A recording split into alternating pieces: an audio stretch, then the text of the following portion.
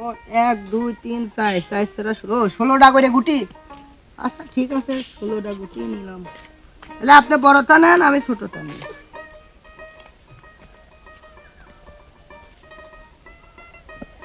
তুই চালো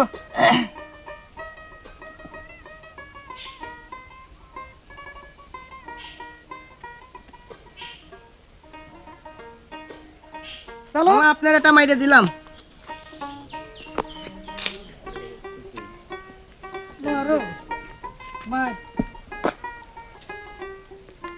আসসালামু আলাইকুম। ওয়ালাইকুম আসসালাম। ভালো আছেন তো সবাই? হ্যাঁ আছে। হ্যাঁ ভাই, আমার বাড়ি চিনতে এখানে। পারলাম না। চিনতে পারবেন না, আমার বাড়ি তো এখানে। আমি ঢাকা থেকে আসছি। আমার ওখানে বড় গরুর ব্যবসা আছে। আমার তো আসলে কিছু গরু কেনার জন্য আমি গ্রামে ঢুকছি। আমি তো আসলে এই গ্রামটা কিছু চিনি না। তা আপনারা যদি আমাকে একটু সহযোগিতা করেন তাহলে পরে আমি কিন্তু আমার ওই ট্রাক ওই ওখানে ঠেকানো আছে। সহযোগিতা বলতে বুঝলাম না। সহযোগিতা বলতে কার কার বাড়ি গরু আছে, বড় বড় গরু, এগুলো যদি আপনারা আমাকে একটু লোকেশন বা আমার সঙ্গে থাকিয়ে যদি দেখা দেন, তাহলে আপনারা শুধু আমার সঙ্গে থাকবেন। গরুগুলা কোন কোন বাড়ি আছে আমি তো সে বাড়ি চিনি না, আপনারা একটু দেখাই দিলে আমি একটু উপকৃত হই আর কি। মামা আপনার গ্রামে কি গরু আছে? গরু তো আছে ওই পারে। চলেন তো একটু উঠি যাই। তো ওই যে কুরবানির গরু যে বেচে কেনে আপনার হ্যাঁ হ্যাঁ হ্যাঁ হ্যাঁ, আমি এসে কুরবানির ওই হাট, বড় হাটের ওখানে ঢাকা ঢাকা না ঢাকা বড় হাট। কি নাম সেই হাট টিভিতে গাবতলী গাবতলী গাবতলী টিভিতে দেখাইছিল মামা। বড় হাট সেই হাটে। গাবতলী বড় হাটের ব্যাপারী আমি। সেই বড় ব্যবসায়ী। আসলে গ্রামে ঢুকলে তো মানুষ আমাকে অনেকেই চেনে অনেকেই চেনে না। ঠিক আছে, আমার সঙ্গে একটু চলেন, বাড়িগুলো একটু দেখাই দেন।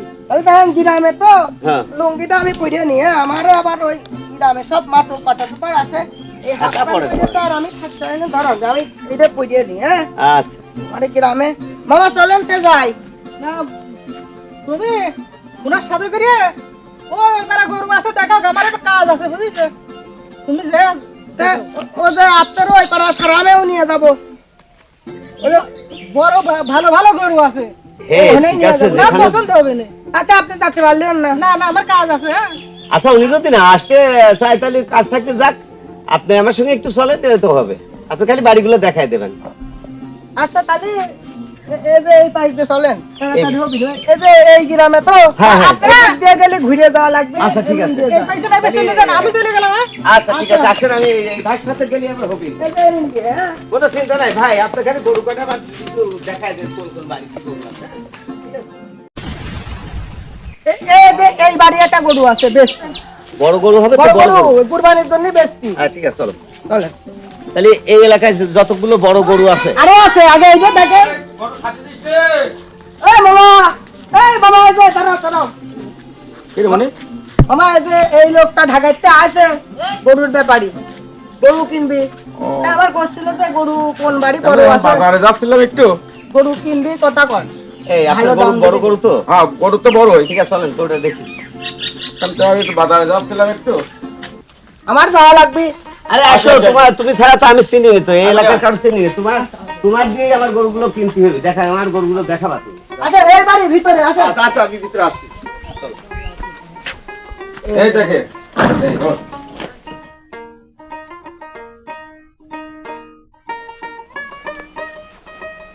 এই জোড়া না একটা? দুটো আছে। দুটো? হ্যাঁ। দুটো আপনার 2.5 দিয়ে দেবো, 2.5 লাখ। আর অন্য খরিদার আসি 2 লাখ টাকা দুটো গরুর দাম দেয় না, 2.5 লাখ টাকা দাম দিয়ে দিল। আমি এর কাছেই গরু বেচবো, বাজারে আর আমি গরু আর নেবো না। ভাই খালি আপনারা কথা কয়া নেন, আমি চলে যাই। আরে কথা কি বলবো, 2.5 লাখ দিয়ে দিচ্ছি তো, আবার কি? ও আর কিছু দেবেন না? আরে না না, গরুর যা দাম হয় না তার সাথে ভালো দাম গরুর দিচ্ছি দাম বলতো। একটু আমি ধরে বাইরে দেন। গরু কিনি তো, বড় গরু কিনি, সেজন্য ভালো দাম দিচ্ছি। আমারও আমার টাকার দরকার। আপনি খানিক পরে এসে গরু তুলে নিয়ে গেছে। আচ্ছা ঠিক আছে, আসেন। আরে আপনি বললেন যে অনেক গরু আছে, এই দুটো গরুই নাকি খালি? ও আরো দেখাতে হ্যাঁ, হবে। গরু তো অবশ্যই দেখাবো। খালি পরে এক কাজ করেন, এই যে হেনে একটা গরুর ফার্ম আছে, ওরা এই কুরবানির ঈদে গরু বেচতে চাইছে। চলেন দেখা হ্যাঁ আসি। ঠিক আছে, চলো। চলেন।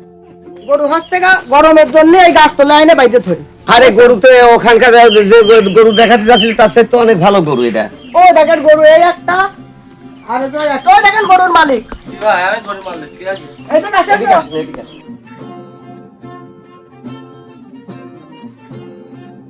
কিরে কিরা ওই যে আমরা হনে খেলতেছিলাম তো এই লোক দেখলাম বিরাট একটা টিরাক নিয়ে আইলো, টিরাকের তো নাইলো কষ্ট কুরবানির জন্য গরু গ্রামের থেকে কিনতে আসে। আমার কাছে তুমি গ্রামে গ্রামে কোন বাড়ি বাড়ি গরু আছে একটু দেখা দাও, আমি কিনবো। ভালো দামই দেছে। ওই যে আসলামের গরু 1.5 লাখ টাকা জোড়া বেচতে পারতেছিল না, এই লোক 2.5 লাখ টাকায় দেখে নেছে। আপনি যদি পারেন এই লোকের সাথে কথা কন, আমি তো চলে গেলাম, আমার বাড়িতে কাম আছে।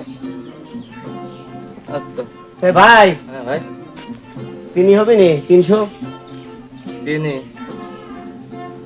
বেশি কথাবার্তা বলবো না, 300 হলে পরে আমার লোক এসে নিয়ে চলে যাবে।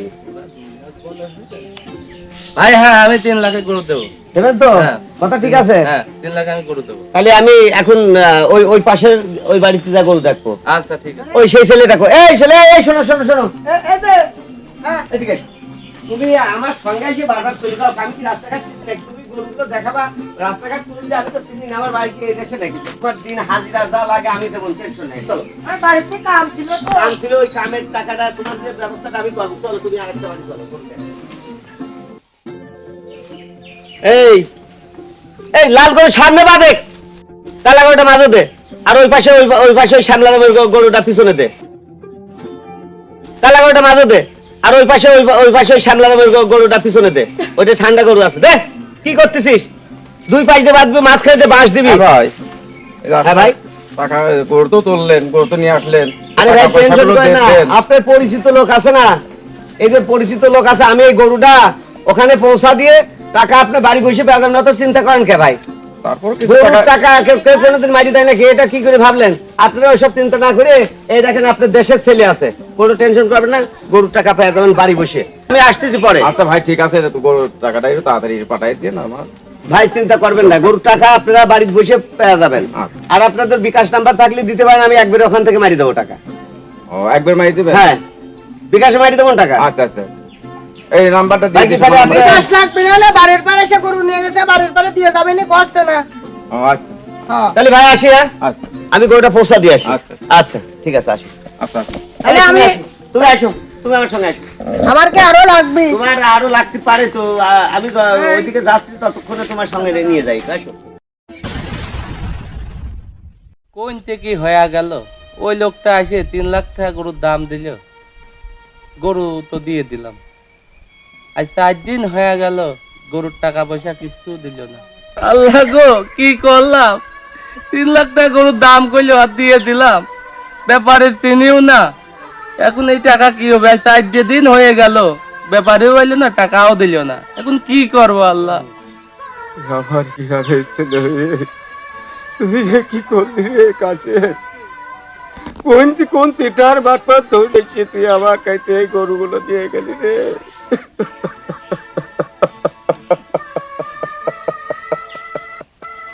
ও আল্লাহ, আমার সব শেষ হয়ে গেল আল্লাহ। তুমি এই বিচার করো আল্লাহ।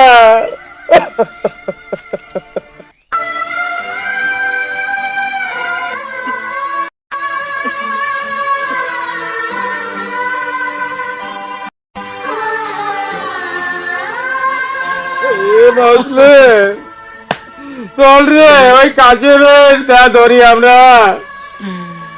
কাশেমের কাছে আগে যাবো না, আমরা গ্রামের আগে মাতব্বারের কাছে যাবো। চল আমরা তাই যাই।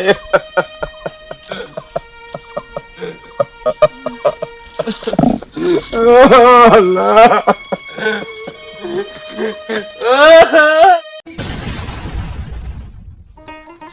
আচ্ছা রফিক, তুমি তো আমাদের ডাকলে, এই যে ভাইয়ের সঙ্গে করে আসলাম এখানে, কি বিষয়টা নিয়ে তোমরা আমাদের ডাকলে, এই বিষয়ে একটু বলো তো দেখি। আমি ডাকছিলাম, আমি যাচ্ছিলাম বাজারে। আচ্ছা। এই মুহূর্তে কাশেম আমাকে পিছন থেকে ডাক দিলে ভাইকে। এখন আমি দাঁড়ালাম, দাঁড়ায় তার সাথে একটা লোক ছিল। হ্যাঁ, তারা গরু কেনার কথা বললো। আমার বললো যে আপনার গরু আছে, গরু দেখান। আমি দেখালাম, দেখানোর পরে সে আমার 2.5 লক্ষ টাকা দাম বললো। আমি বললাম যে একটু বেশি টেশি করে দে। তো কথা না, এর বেশি আর আমরা পারবো না, আপনার দাম যথেষ্ট দাম দিয়েছি এই কথা বলে। তো বললে যে আমরা গরু এখানে তুলতেছি, আপনার এলাকার লোক তো আছে, আপনি অত ভয় খাচ্ছেন কেন? আমার গরুটা নিয়ে যাচ্ছি, আপনার গরুর টাকা এখনই আসতেছে আসতেছে বুঝলে সেই গরুর টাকা আমাদের এখন পর্যন্ত আমি বুঝতে পারছি। এবার মুসলিমের কি অবস্থা, তোমার কি? আমার হচ্ছে 3 লক্ষ টাকা গরুর দাম দিল। তা আমি ভাবলাম যে 2 লক্ষ টাকা একজন দেখে 3 লক্ষ টাকা দিয়ে খালি গরু তো এরই পাও না, তা আমি দিয়ে দিলাম গরুটা। এবার গরু নিয়ে চলে গেল, একে দেখায় মানে একই সঙ্গে ছিল না? হ্যাঁ ওনার সঙ্গে ছিল, যে লোকে আইছিল ঢাকা থেকে ব্যাপারী, সেই ব্যাপারী সেই ব্যাপারীর সঙ্গে ছিল, ছিল। ব্যাপারীর সঙ্গে ছিল। তো সে বললো যে আপনাদের দেশের ছেলে তো আছে, তা আপনার এত ভয় কিসের? আমরাও দেখলাম যে আমার এলাকার ছেলে, আমার পাশের বাড়ি, তো ও যখন আছে তখন আমাদের আর সমস্যা নেই, ভয় নেই। এখন বিগত 4-5 দিন হয়ে গেল, সে টাকাও দিল না, সে ব্যাপারেও হইল না।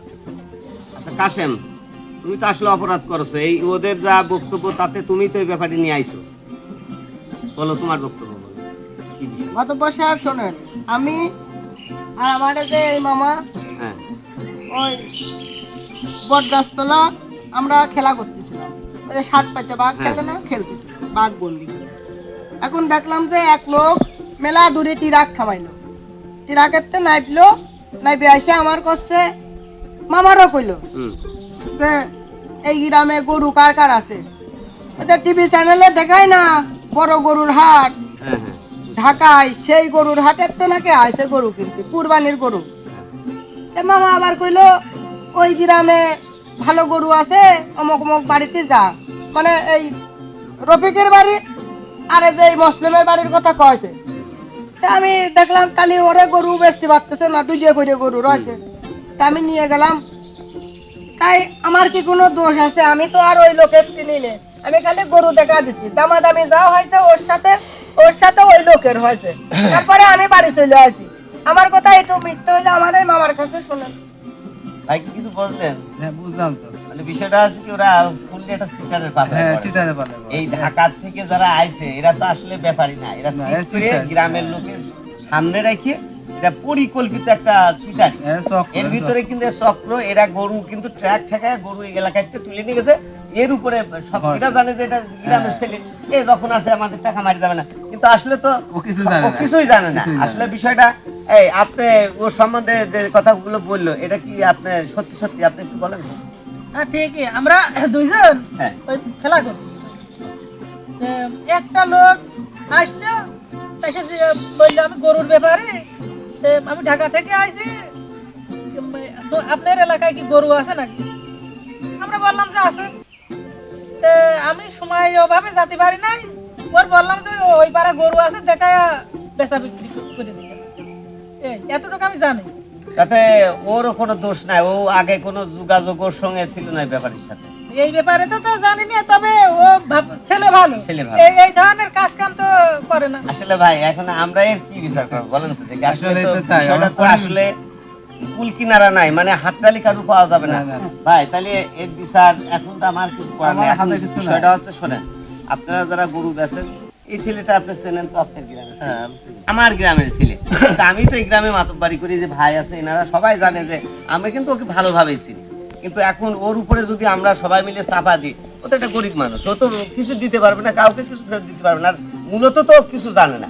ওকে কায়দা করে লাইনই ফেলাইয়া নিয়ে যা প্রতিটা বাড়ির থেকে গরু ওকে সামনে রেখে গরুগুলো কিন্তু তুলে নিয়েছে।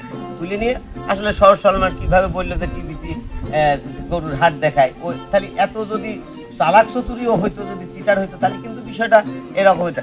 এখন বলবো একটা কথাই, যে আপনারা যারা গরুর মালিক আছেন, আপনারা দেখে শুনে নগদ টাকায় বেচেন, এবং ব্যাপারীর বাড়ির পর আসলে তাদেরকে কোনো রকম বাকি বেচার চিন্তা করবেন না। আর আপনারা সবাই সচেতন থাকবেন।